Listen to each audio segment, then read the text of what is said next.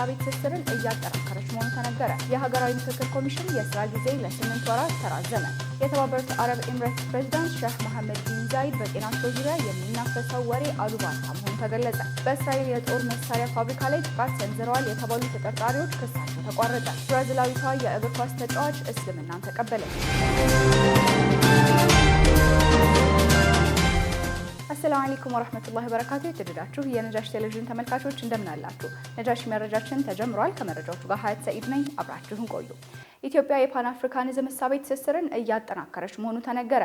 የኢትዮጵያ የፓን አፍሪካኒዝም ጠንካራ እሳቤ ቀጠናዊ ማህበራዊና ኢኮኖሚያዊ ትስስርን እያጠናከረች መሆኑ የደቡብ ሱዳን የካቢኔ ጉዳዮች ሚኒስተር ማርቲን ኤሎያ ሎሞር ለኢዜአ እንዳሉት ኢትዮጵያና ደቡብ ሱዳን በማህበራዊና ኢኮኖሚያዊ የትብብር መስኮች ጠንካራ ወዳጅነት ያላቸው ሀገራት ናቸው ሲሉ ገልጸዋል። የጠቅላይ ሚኒስትር ዶክተር አብይ አህመድና ፕሬዚዳንት ሳልቫ ኪር ውይይትም የሀገራቱን የትብብር አድማስ በማስፋት ረገድ ከፍተኛ ትርጉም የሚሰጠው ጉዳይ መሆኑን አብራርተዋል። በተለይም ኢትዮጵያ ለደቡብ ሱዳን ሰላምና ደህንነት የምታበረክተው ከፍተኛ አስተዋጽኦ የሀገራቱን ወዳጅነት በጠንካራ መሰረት በማነጽ ሁለንተናዊ የትብብር አቋሞችን እያጠናከረ መሆኑን ገልጸዋል። በመንገድ መሰረተ ልማትና በኃይል አቅርቦት ሀገራቱን ለማስተሳሰር የሚደረጉ ጥረቶችም የኢኮኖሚ ትስስርን በማጠናከር በህዝብ ለህዝብ ትስስር ጉልህ ፋይዳ እንዳለው ተናግረዋል። ኢትዮጵያ ለጎረቤት ሀገራት ሰላምና ደህንነት እንዲሁም የመሰረተ ልማት ትስስር ያላት ቁርጠኝነት ቀጠናዊ የጋራ እድገትን ለማረጋገጥ ወሳኝ ድርሻ እንዳለው አንስተዋል። ጠቅላይ ሚኒስትር ዶክተር አብይ አህመድ የሀገራቱን ዲፕሎማሲያዊ ወዳጅነት ከማጠናከር ባለፈም ለደቡብ ሱዳን ዘላቂ ሰላምና ደህንነት የላቀ ድጋፍ እያደረጉ እንደሚገኝ አስረድተዋል። የኢትዮጵያ የፓን አፍሪካኒዝም እሳቤ ቀጠናዊ ትስስርን እያጠናከረ ነው ያሉት ሚኒስትሩ የፓን አፍሪካኒዝም እሳቤ የአፍሪካውያን የአንድነት መተሳሰሪያ ገመድ ነው ብለዋል።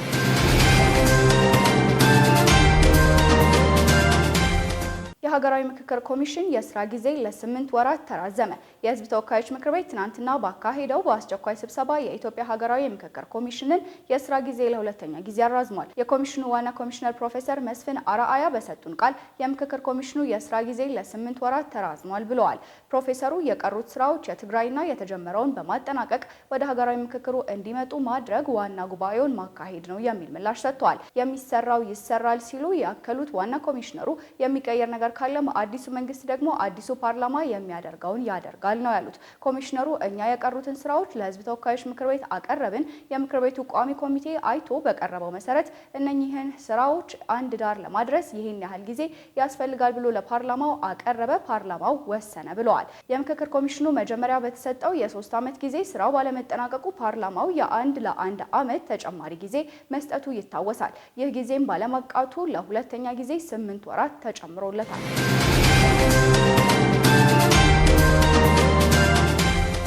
የተባበሩት አረብ ኤምሬትስ ፕሬዝዳንት ሼህ መሐመድ ቢን ዛይድ በጤናቸው ዙሪያ የሚናፈሰውን ወሬ አሉባልታ መሆኑ ተገለጸ።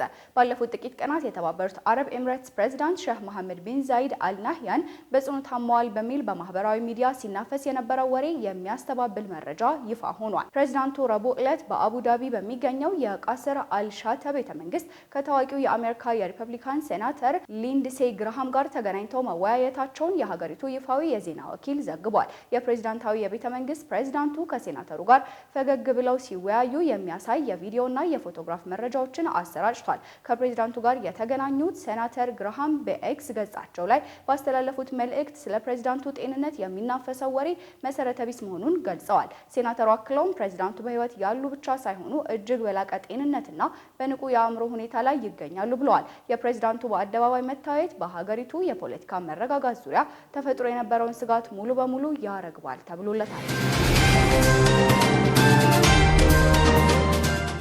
በእስራኤል የጦር መሳሪያ ፋብሪካ ላይ ጥቃት ሰንዝረዋል የተባሉ ተጠርጣሪዎች ክሳቸው ተቋረጠ። በኤልቢት ሲስተምስ የጦር መሳሪያ ፋብሪካ ላይ ጥቃት ሰንዝረዋል የተባሉ 18 ተከሳሾች ክስ መቋረጡን ሚድል ኢስት አይ ዘግቧል። በእንግሊዝ ሀገር በሚገኝ የእስራኤል የጦር መሳሪያ ፋብሪካ ላይ ጥቃት አካሂደዋል ተብለው ተከሰው የነበሩ 18 የፍልስጤም ድጋፍ ሰጪ አባላት ላይ ቀርቦ የነበረው የከባድ ዝርፊያና ጥቃት ክስ እንዲቋረጥ ተወስኗል። የቀረበው ማስረጃ በቂ ባለመሆኑ ክሱ እንዲቋረጥ ምክንያት መሆኑን የመንግስት አቃቤ ሕግ ተናግሯል። ይህ ውሳኔ ያለፈው ቀደም ሲል ሌሎች 6 ግለሰቦች በተመሳሳይ ወንጀል ነፃ መባላቸውን ተከትሎ መሆኑም ተዘግቧል። ክሱ መቋረጡን ተከትሎ 5 ተከሳሾች በዋስ እንዲፈቱ ተፈቅዶላቸዋል።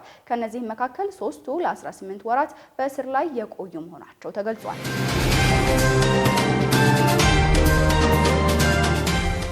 የፍልስጤም ጋዜጠኞች በእስር ቤት ውስጥ ግፍ እንደተፈጸመባቸው ዓለም አቀፍ ሪፖርት አመላከተ። በእስራኤል እስር ቤቶች የታሰሩ የፍልስጤም ጋዜጠኞች በቁጥጥር ስር ሳሉ የተለያዩ ግፍና ጥቃቶች እንደተፈጸመባቸው አልጀዚራ ዘግቧል። በጋዜጠኞች ላይ የደረሰው ጥቃት ከባድ ድብደባ፣ የኤሌክትሪክ ቅጣትና ጾታዊ ጥቃት እንደተፈጸመባቸው በእስራኤል ከታሰሩ 59 የፍልስጤም ጋዜጠኞችን ጠይቆ ባቀረበው ሪፖርቱ ላይ ሲፒጄ አሳውቋል። ከዚህ በተጨማሪም ሌሎች ምስክርነቶች የስነ ልቦና ጉዳት ማድረስ እና የቤተሰብ አባላትን ለመግደል የሚደረጉ ዛቻዎችን ጨምሮ ታሳሪዎቹ እንቅልፍ እንዳይተኙ ከባድ ጩኸት ያላቸው መሳሪያዎችን በመጠቀም እንቅልፍ መከልከል እንደሚገኙበት ሲፒጄ በሪፖርቱ አመላክቷል። የሲፒጄ ሪፖርት እነዚህ ድርጊቶች ጋዜጠኞችን ለማሳነስ፣ ለማስፈራራትና ለረጅም ጊዜ የስነ ልቦና ጉዳት ለማድረስ ሆን ተብሎ እየተደረገ ያለ መሆኑን አመላክቷል።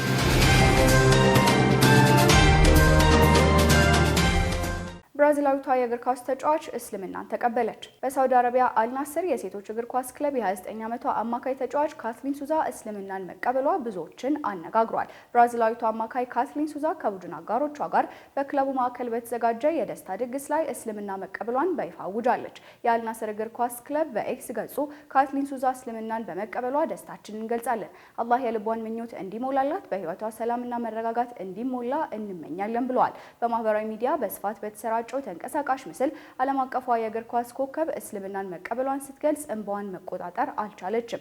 ካትሪን ትክክለኛውን መንገድ ለማግኘትና የተሻለ ማንነት እንዲኖረኝ እፈልግ ነበር፣ አልሐምዱሊላህ ያንን እድል አግኝቻለሁ ብላለች። ካትሊን ሱዛ በኢንስታግራም ገጿ ወደ መካ ያደረገችውን ኡምራ የሚያሳይ ፎቶ በማጋራት በትንንሽ እርምጃዎች ትክክለኛ መንገድን ለመፈለግ የረዳኝን አምላክ አመሰግናለሁ በማለት ጽፋለች። በብራዚል ሳኦ ፖሎ የተወለደችው ካትሊን በብራዚል የሴቶች እግር ኳስ ብሔራዊ ቡድን ተጫዋች ሆና ለበርካታ ዓመታት አገልግላለች።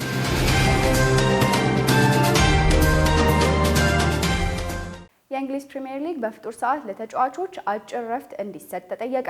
በርካታ የእንግሊዝ ሚዲያዎች ፕሪሚየር ሊጉ በረመዳን ወር ሙስሊም ተጫዋቾች ጾማቸውን እንዲፈቱ በጨዋታ መካከል አጭር ረፍት መስጠቱ የጨዋታው መደበኛ ስርዓት ሆኖ መቀጠል አለበት ብለዋል። እንደ ቢቢሲ ዘገባ በፕሪሚየር ሊጉ የእግር ኳስ ጨዋታ ከመጀመሩ በፊት ዳኞች ሙስሊም ተጫዋቾች መኖራቸውንና አለመኖራቸውን ያረጋግጣሉ። ሙስሊም ተጫዋቾች ካሉ በኢፍጣር ሰዓት ለአጭር ጊዜ እንዲቆምና እንዲያፈጥሩ ይደረጋል ብለዋል። ይህ ልምድ ለመጀመሪያ ጊዜ በ2021 ሚያዝያ ወር ላይ ሌስተር ሲቲ ከክሪስታል ፓላስ ጋር እየተጫወተ በነበረበት ወቅት ተፈጽሟል። በወቅቱ የሌስተር ተከላካይ ዌስሌይ ፎፋና የፓላስ አማካይ ቺያኮ ኩያቴ እንዲያፈጥሩ ጨዋታው ለአጭር ጊዜ ተቋርጧል። የረመዳን ወር ሰዎች ከአላህ ጋር ያላቸውን ግንኙነት የሚያጠናክሩበትና መንፈሳዊ ልዕልና የሚጎናጸፉበት የተቀደሰ ወር ነው። በዚህ ወር ጾመኞች ከምግብና ውሃ ብቻ ሳይሆን ከመጥፎ ልማዶች ሁሉ መታቀብ ይጠበቅባቸዋል።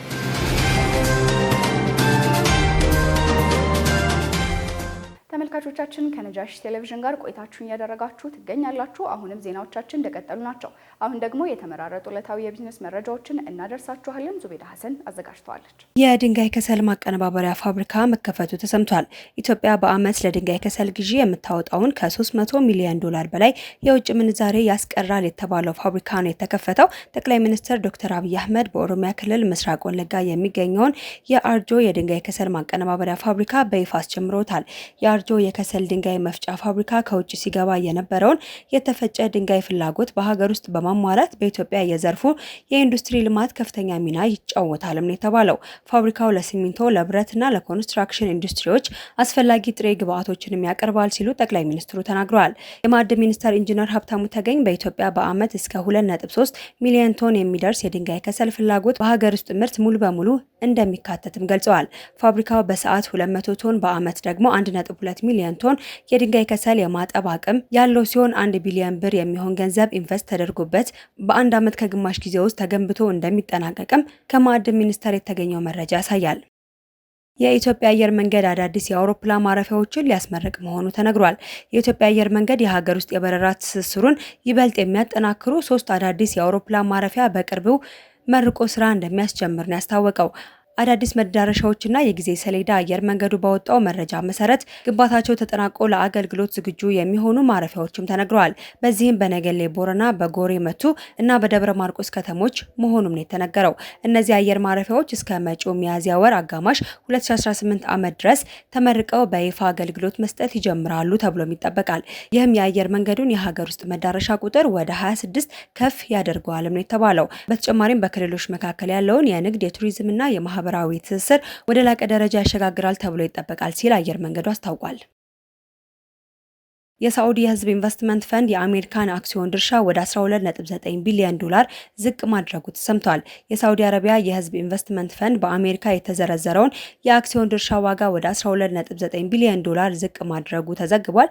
ይህም በሶስተኛው ሩብ ዓመት መጨረሻ ላይ ከነበረው 19.4 ቢሊዮን ዶላር ሲተያይ ከፍተኛ የሆነ ቅናሽ ታይቶበታል ተብሏል። ሰነዶቹ በ5 ኩባንያዎች ውስጥ የሉዓላዊ ሀብት ፈንድ ቦታ እንደያዘም ያሳያለም ተብሏል። የፖርትፎሊዮ ማሻሻያ የመጣው የሳዑዲ መንግስት ኢኮኖሚዋን ከነዳጅ ባሻገር በቪዥን 2030 መካተቱን ተከትሎ ነው።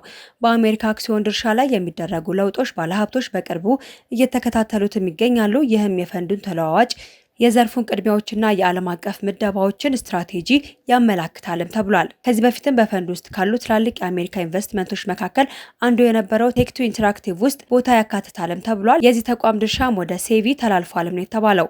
ለውጡ የፈንዱን የአሜሪካ ፍትሐዊ ፖርትፎሊዮ አጠቃላይ ሪፖርት የተደረገውን የገበያ ዋጋ በሩብ እንደሚቀንሰውም አረብ ኒውስ ዘግቦታል።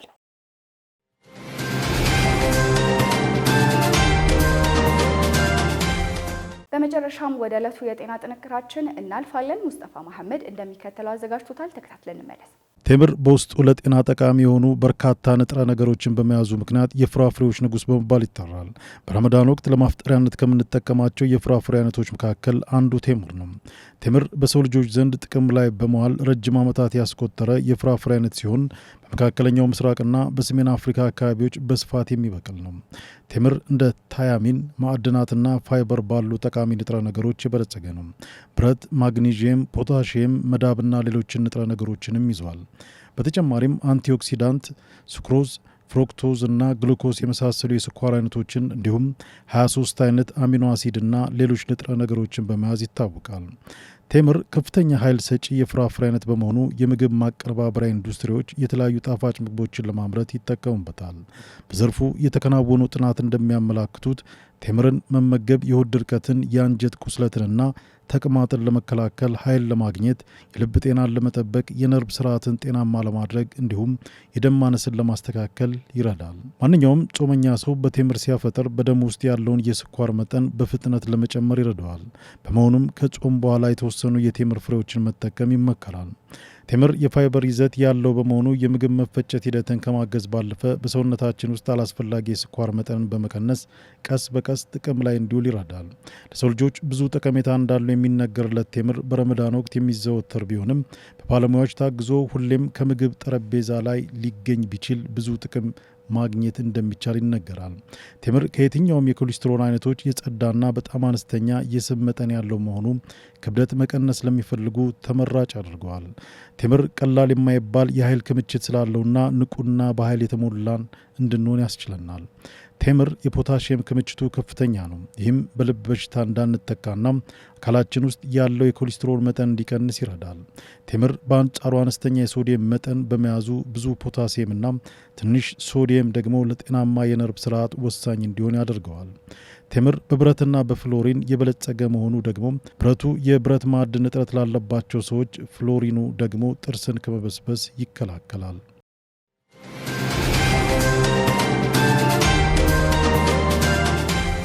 የተወደዳችሁ ተመልካቾቻችን ለሰዓቱ ያጠናቀርናቸው መረጃዎች የተከታተላችኋቸውን ይመስሉ ነበረ። መረጃዎችን ያደረስኳችሁ እኔ ሀያት ሰይድ ነበርኩኝ። ወሰላሙ አለይኩም ወራህመቱላሂ ወበረካቱ።